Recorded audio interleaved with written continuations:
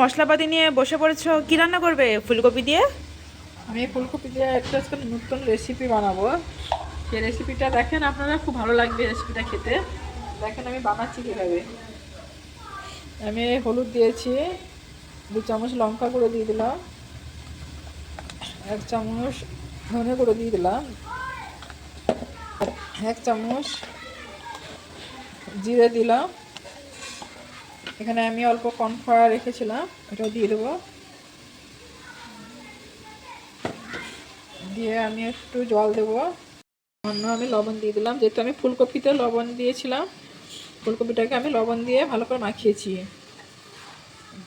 আর আমি এখানে অল্প লবণ দিলাম, সেই জন্য একটু জল দিয়ে ভালো করে মাখিয়ে নেব। এটাকে মশলাটাকে ভালো করে মাখিয়ে নেবে। আমি এইভাবে মাখিয়ে নেব। একটু শক্ত করেই মাখাবেন, যেহেতু মশলাটা আমি ওতে মাখাবো। এটা দেখেন, আর একটু সামান্য আর একটু জল দেবো। এই জল দিয়ে আমি ভালো করে এটাকে ব্যাটারটা বানিয়ে নিয়েছি। এবারে আমি কি করব দেখেন, এটাকে ভাজা করবেন এই ফুলটা করে, এইভাবে খুব সুন্দর লাগে খেতে। আমি একটা ফুলকপি নেব, নিয়ে আমি এইভাবে মশলাটাকে সুন্দর করে মাখিয়ে নেব। ফুলকপিতে গায়ে গায়ে আমি মাখিয়ে নেব।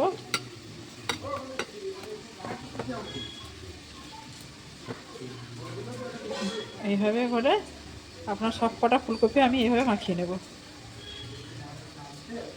আমি এতে একটা একটা করে সুন্দর করে সাজিয়ে রেখে দেবো।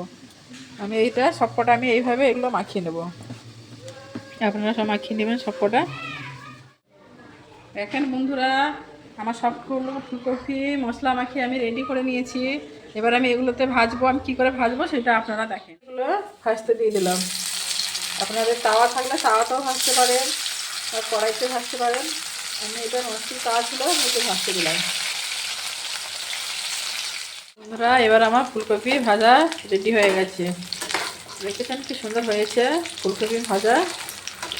এই দেখেন, কমপ্লিট হয়ে গেল আমার ফুলকপি ভাজা।